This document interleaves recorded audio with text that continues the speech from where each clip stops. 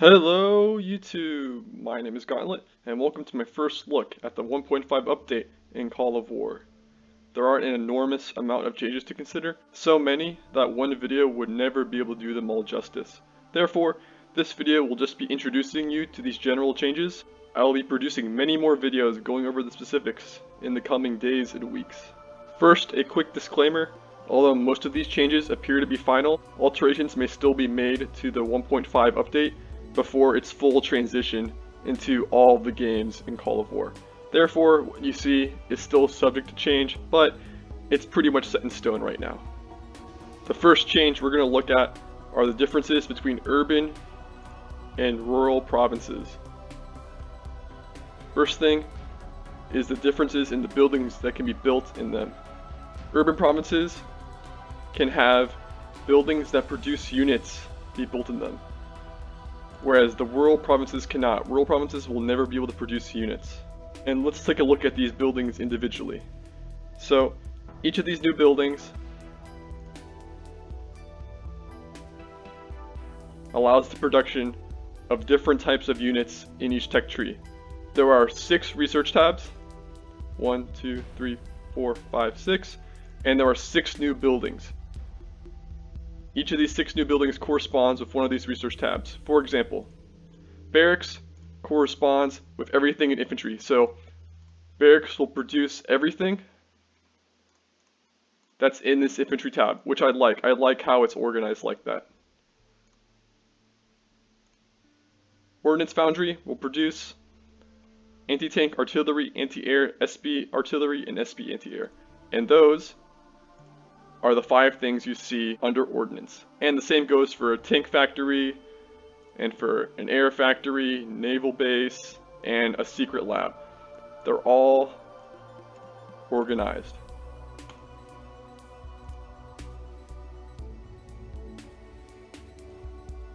Each of these new buildings can be upgraded to level 5, that's the max level.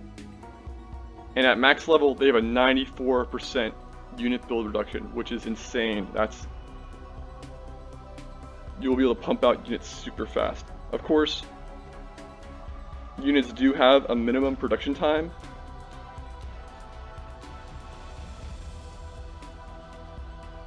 which is set for each unit right here, but still, that can allow you to produce units extremely quickly, to the point where the only limitation is going to be your resources in general. And not to mention that build times have already been decreased. So like light tank, 2 hours 15 minutes. I think in my other games, especially when I only have a level 1 industrial complex, it would be like 20 hours. So it's only been 8 hours into this game and I already have a light tank, which is unheard of in 1.0. Thanks to this dramatic shift in how fast units are produced in relation to how little resources we get every hour. Balancing resource production with unit production speed is going to be even more critical than before, to the point where I think it's going to be the most important part of the game.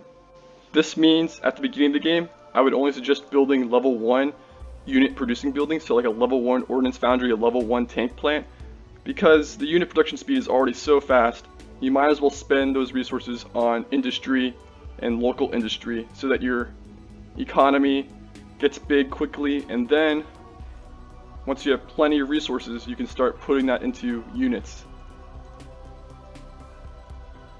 And I think it would be better to err on the side of producing too many resources rather than having too many units.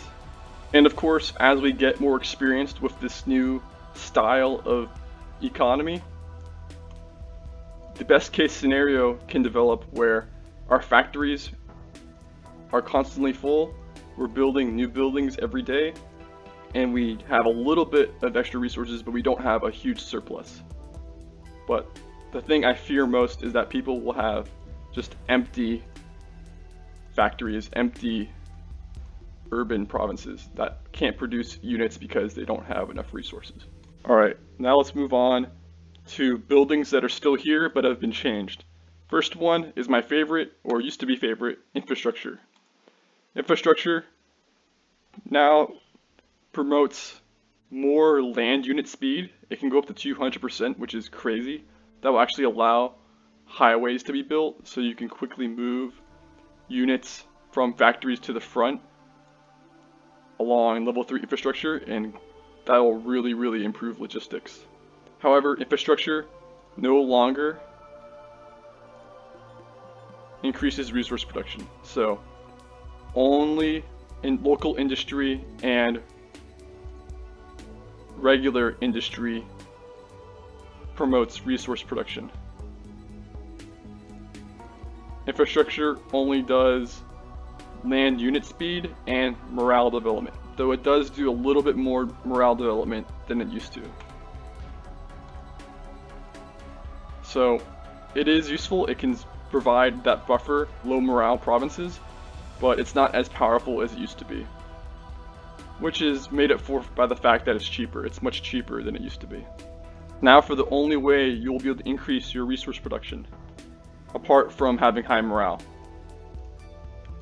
are industry and local industry.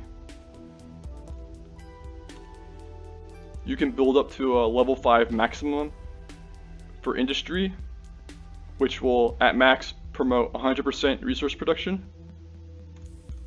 And for local industry, the max is 3, and you'll get 200% more resource production. However, although the local industry has a higher percentage, do not let that fool you. A level 5 industry in an urban center will produce more resources because your industrial centers produce about 4 times more resources than their rural counterparts. So an increase of 100% increases this by 4,800. An increase of 200% for this will increase this one by 2,400. So in actuality, level 5 will produce twice as much resources in an urban center than a level 3 would do in a rural province. Air bases are now known as airstrips in rural provinces, and aircraft factories in urban provinces, and they both allow aircraft to take off and land from them. Each level higher reduces the refueling time by 10 minutes. So when you build your air network, you might want to start building level 2, level 3, so that your planes can travel across your country much more efficiently. And of course, the aircraft factory is required to produce all 5 types of planes. Next up are local ports and naval bases.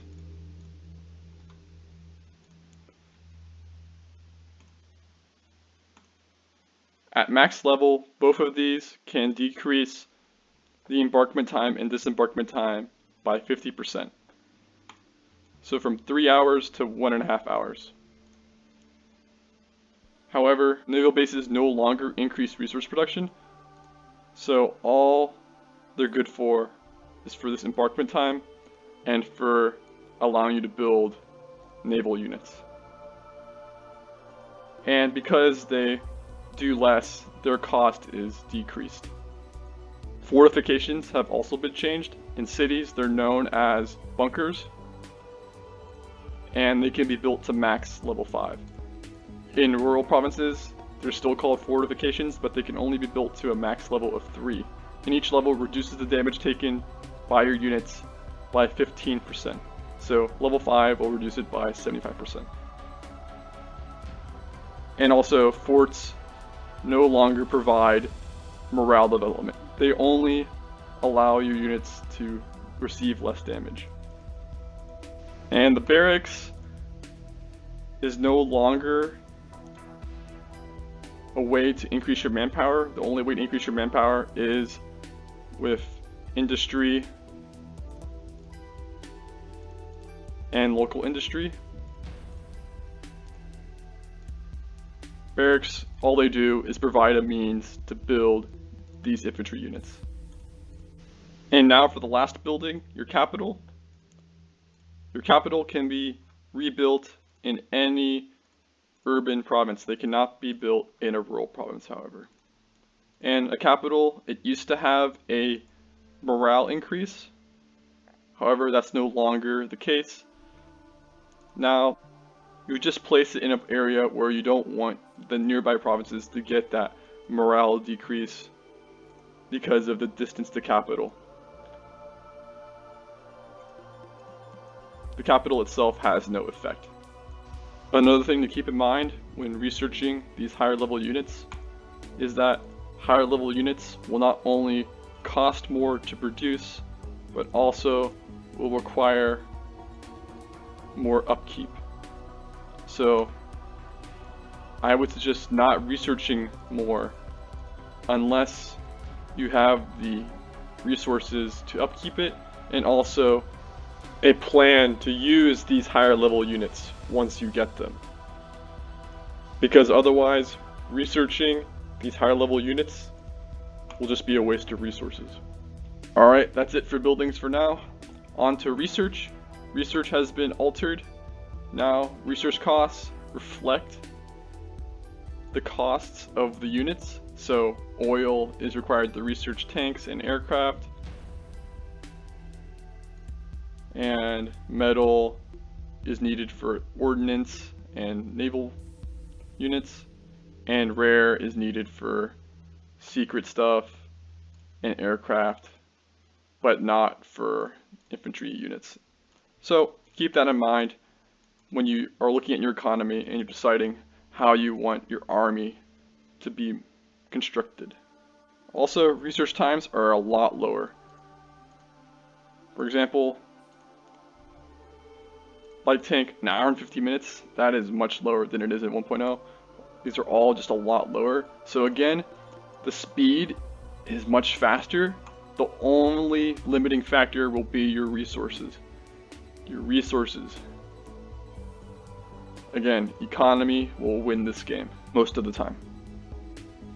And also, as you improve your units, not only is their damage output increased, but their HP and speed is increased, even for infantry. Infantry used to be at 25, 19, 25 throughout its entire research length, but now it increases each level. Its speed at level 7 is over double what it is at level 1. So research is so much more important now than it used to be, because not only because every part of the unit is improved. Of course, the counterbalance to research having this huge effect is that to upgrade your units, it no longer happens automatically. You have to manually upgrade, for example, a level 1 infantry to a level 2 infantry. And the cost of doing this will be 50% of the resources and take 50% of the time that this level that you're upgrading to costs. And because of this really short research time, and also because of the really quick build time, I can have light tanks, and if I was going for it, I can start building aircraft on day 1. And that just changes the entire early game meta. And I'm going to be doing a lot of testing to see what the best early game meta can be, but it's usually going to be different based on what your economy is and what your country is in the game that you are playing. And now for a completely new addition to Call of War. And of course, I am talking about Doctrines. Doctrines? Basically, each country you have will be assigned a doctrine that will affect the abilities and costs of its units. When you pick a country, you are stuck with the doctrine it is assigned.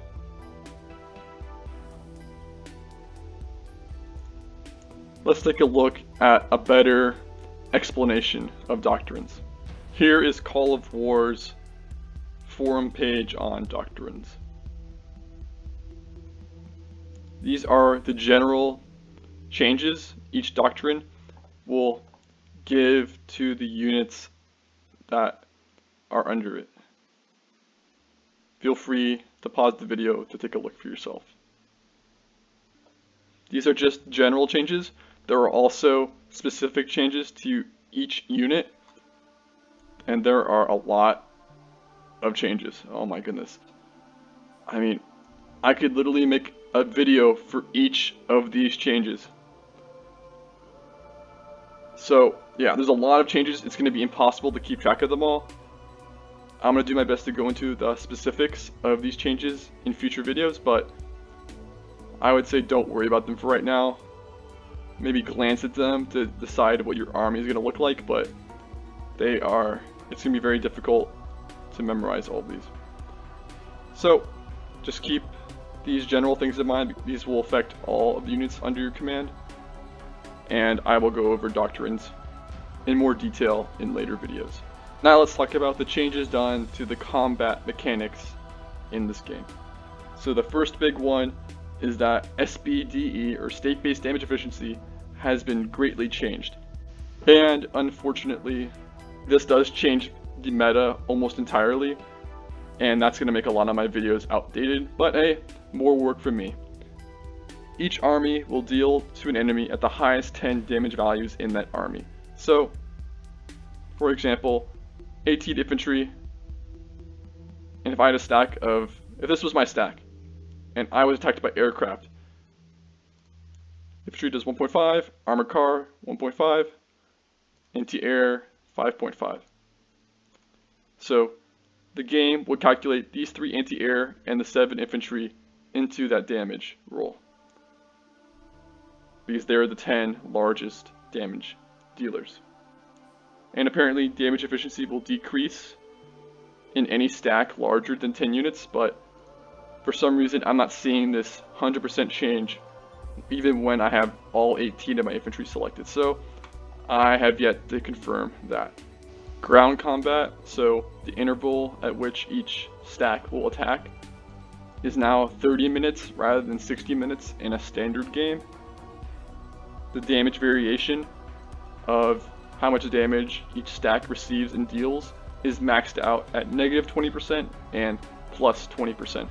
Whereas before, it used to be greater, there used to be an X factor that would affect the damage output, and that would result in some weird calculations. So now it should be more consistent. Also, damage is shared among all units in a stack.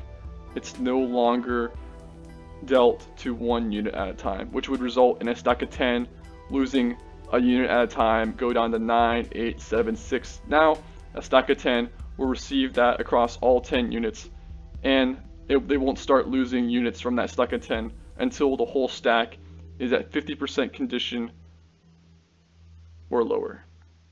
The speed of units has also greatly increased from 1.0. Like just for example, level 1 infantry is 7 faster on non-mountainous terrain than it used to be. And not to mention at high level infantry, it just gets considerably faster. And this includes all of the units, like they all just get so much faster than they are right now. And also at high level, HP is a lot larger than it is at low levels. And there is a counterbalance to this massive increase in speed. So when a unit has its condition at 50% or lower, its speed will reduce. And so from 50% to 0% condition, a unit will start reducing its speed from 100% to 50%. So at 0% condition, the unit should have 50% of its normal speed.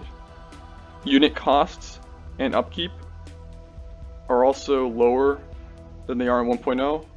However, the upkeep is more diverse than it used to be, so that will get some getting used to. So when you're trying to balance your economy, remember tanks, planes, stuff like that, it takes more than just oil to upkeep them. It takes a lot of other stuff. Now for some miscellaneous information. All provinces no longer require upkeep, so you don't need to pay goods and food to upkeep your provinces. Another thing to note about urban versus rural provinces is that urban provinces are now worth all the VPs. So there are no more VPs in rural, there are only in urban. Just something to keep in mind. All games now have a game timer. This timer will be longer depending on how large the map is.